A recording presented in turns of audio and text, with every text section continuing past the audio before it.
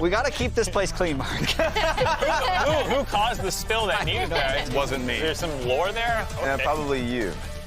Not me. Anyways, bad. welcome to the waiting room. As you've noticed, Phreak is here. Hello, I'm back. I lasted a month. No, it's not true. They sent you back. They say me like it's too bad. So for anyone who might have missed the off-season news, why don't you catch everyone up with where you've been, what you've been working on? I don't cast anymore. I'm a game designer on the Summoners Rift team. Summoners Rift team is one that handles, everyone knows it's like the balance, preseason updates. We take a lot of mid-scopes on and stuff as well. So it's overall live balance changes, whether that's actual balance or any kind of sort of reshape and stuff. Yeah, you've also made a bunch of like YouTube videos about Yeah. a lot of the balance changes. Yeah. And there's like probably a non-zero sum of people that think you were responsible for the balance of League of Legends. Oh, Do you want to sure. talk about that? Yeah, I mean, I'm part of a team, right? So I don't think there's a single thing I put into the game that did not have like 5 other people touch it in a meaningful way. So it's either like someone else has the project goal of like, we should raise 80 carry satisfaction. Like that was there before I joined the team. And then we do our planning of like who's gonna take what work. And I'm like, oh, I wanna do that. And then I have like version 1 of the changes when it's like 80% of that you should cut instantly. And then 20% of that, let's iterate on. And here's another thing that like, I think you should do. And I'm like, that's a good idea. And so even in stuff where it's like, oh, it's like my project is like 30% me, 70% the team. Yeah. And then some stuff where it's like 0% me and just it's just their thing, right? But everything is going to be always very collaborative. Well, you know, someone starts to change, we tend to agree. Someone sets direction, we kind of figure out details from there. So yeah, all of it is very collaborative. Though certainly I'm involved, right? I'm a non-zero portion of the team, so I've had an impact, which is cool. What's been the most fulfilling part of the work so far? Making that transition. Player reactions. So like initially it was like, oh, I got you to do stuff like right away. That's really cool.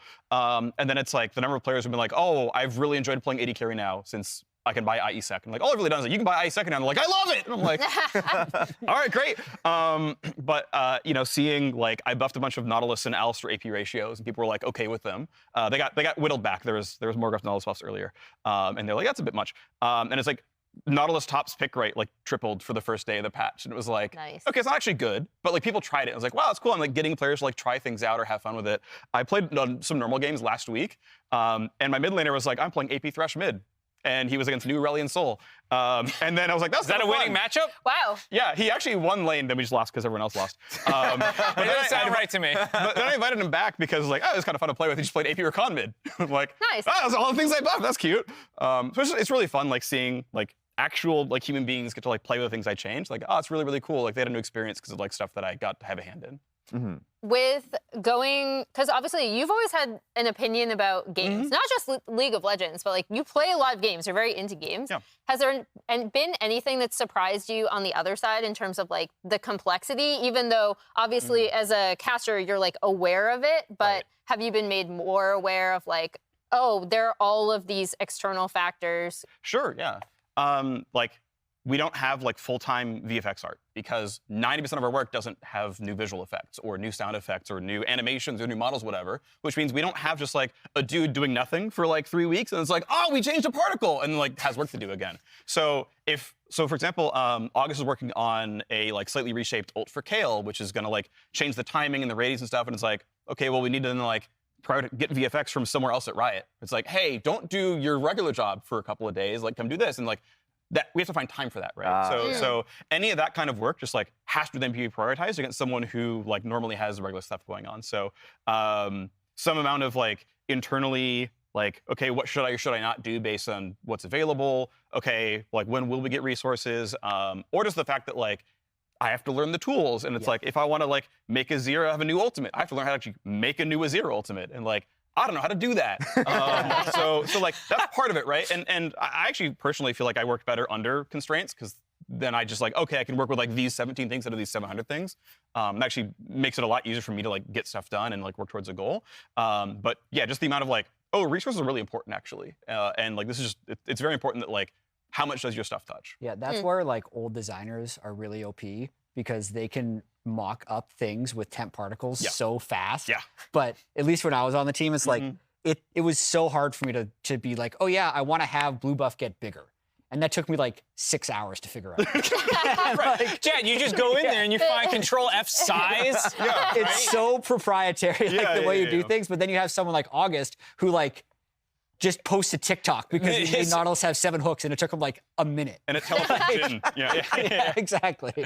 All right, so let's start honing in a little bit on some of the things that you have worked on recently. For example, the patch that just came out. What were some of the goals that like your team had with this one, and then why do you love BotLane so much? Yeah, I mean, so what's interesting is certainly, yes, I do love BotLane a lot. But so a lot of this year, right, it was, some of the directive was like, hey, we're like ranged only in support right now. And so the first half of the patch, which is like 3 weeks ago for me at this point, was like investigating, okay, what's actually happening? What's really getting played? What are the counters supposed to be? Looking at like, hey, where is damage now compared to where it was pre-durability update? And just like sort of figuring things out. And so that was a lot of investigation of sort of like what I thought the shape should be, and then it was like, okay, start putting together change lists of like what we should buff, what we shouldn't buff.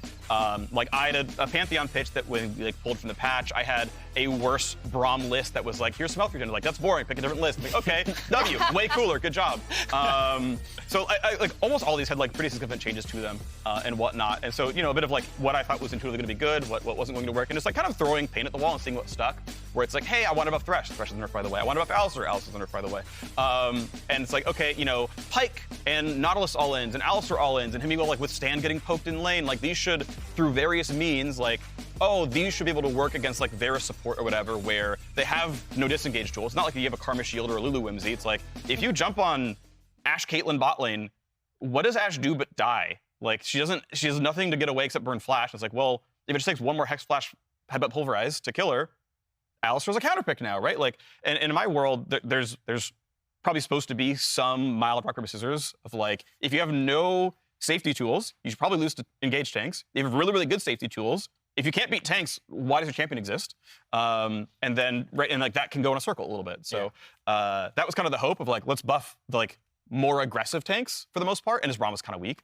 And then being opportunistic around like what I thought was going to make character more interesting and whatnot. It's like Rakan actually has more healing, less damage, but like should overall make him like a more fun, stronger character, like a healthier character. So, and then people were okay enough with eventually the changes that like we shipped them, and there's follow up on Alistar and Thresh because they ended up getting nerfed for most people. Yeah, what were the lists that ended up being nerfs? So, I mean, Alistar ended up because I cut his teammate healing. I'm like, hey, this guy like.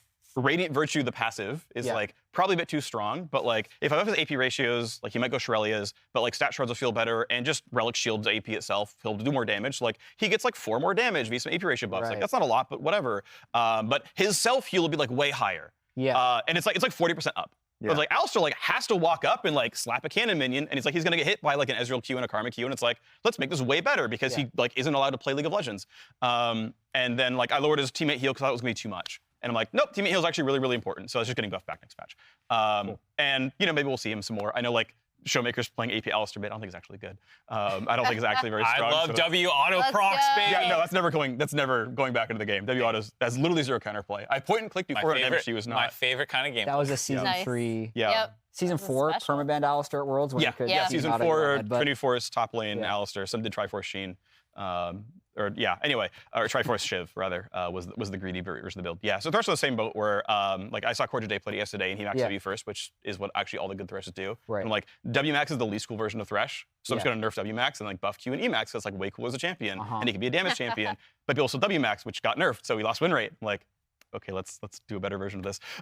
So yeah, some of the stuff was like, okay, I was trying to be really opportunistic towards like, I think this makes the character more fun. It makes them match their identity. It makes them cool characters. Lantern Bot is not the best version of Thresh. It's the everything should be Thresh. So let's move that around. So there's more stuff in 13.4 doing that. It's like, okay, well, for WMAX, it was a nerf and he lost win rate. So, okay, we go again, round 2. And just like, there was a double the changeless version of Thresh that was like, this is just getting too chaotic, cut this down. So just figuring all that out, right, and getting feedback on it. For BotLane specifically, obviously, I'm a fan of engaged supports. As you already know, we've had conversations about this. How much thought goes into like where the importance on bot prio is coming from, right? Because I feel like we even went back, and I know Jap brought it up in talking to Vulcan about like why suddenly 2v2s were everything. Part of it is the AD carry changes that went through earlier, but then a lot of it is all these other things in game, like going all the way back to the fact you can't really lane swap anymore, to the way Unleashed Teleport works now. So how much of that goes into looking at, okay, I want to buff, you know, engage supports, beyond the actual like 2v2 laning process? Yeah, it's interesting. So there's a lot that's going on there, of course. So like, hey, Unleash Teleport not existing means that you can't just like bail out the people who are losing to Caitlyn Lux because Malphite TP's bot lane at 6 and just double kills them. That's probably better for the game, right? I think top laners are happier where their lane is not just like, oh, I beat Malphite, oh, he double killed my bot lane. I got a turret plate. Right, like that's just not compelling, right? You just feel bad. So it's like, oh, my purpose to exist is to gank bot lane with teleport is like not what top laners want on average, right? Shen exists, and that's great. Go be Shen, right? But like that's more opt-in, and then that's fine. Early Dragons got buffed because action was way down and teams were just doing nothing. And like we were just watching some LCK games before the games, and it's like in both games one of them had 2 kills before Baron spawned, and one had 2 kills by 13 minutes, and it's like. Teams aren't fighting over things very much. It's like, okay, well, Drake is powerful. Fight over Drake, and First Herald like has more gold on it. Fight over this, right? So early priority has just meant a lot more for pro. Like people specifically made changes to make that the case. And if it's hard to bail them out, okay, well now just lane prio means everything. But also junglers just can't bot lane right now. And of course, the current tuning of jungle is like very gank heavy. So your goal as a jungler, your role as a jungler is do 3 camps, show up bot lane. Do the same camps that part on the map, just ignore your top side, gank bot again. And it's like, okay, it's a little bit too much of a clown car down there, probably. So like, we're discussing, like, hey, you know, what kind of things can junglers do in the early game that are gonna be compelling and fun and not just camping bot lane? Can we make bot lane safer overall? Like, and it's just like ideas, right? But yeah, it's a bit too fiesty down there in really high elo. Like that would be nice to whittle that down. Certainly with the AD carry changes from 13-2, the role is very, very strong. Like, the fact that there's a 2-on-2 lane in the first place, it's really hard for me to figure out, like, can League ever not have bot lane be the most important single lane? Like, how good do mids have to be as strong as an AD carry and a support together? Yeah. Like, an unacceptable level, maybe, right? So, there's some amount of this, like, it's just always going to be true. Yeah, there's an old Core JJ quote I don't know if I've told you about. He's like, ganking top is 300 gold. Ganking bot is Nexus. Yeah. But yeah, it's like literally double the gold value, and plus you have people there to like go take a Drake afterwards and whatnot. So it's like, that's just, I don't know, it's a hard solve, right? But like, those are the things that exist, right? And they have to be kept in balance where like, people have to feel good about the champions, and there needs to be action for pro. It's like important overall. There's something to fight for, and it's a lot that you have to kind of keep in mind. And I don't know the exact right answer, right? But like, we're certainly aware that like jungle is a very gank heavy role right now, probably more so than people want it to be. And bot lane as a whole is probably a bit overpowered. Yeah. A quick one that I have for you is mostly around, because a lot of those are buffed towards those melee support champions. But we did see one nerf towards range supports, which is specifically the Umbral Glaive nerf that got hit. So like, more so talking about the ease of, or at least like, when do you choose to and what do you choose to end up landing nerfs? Because with these, you see a large sweeping buffs toward those other champions, but it feels like you guys are taking a much more intricate approach to nerfing those range supports that were taking over the meta.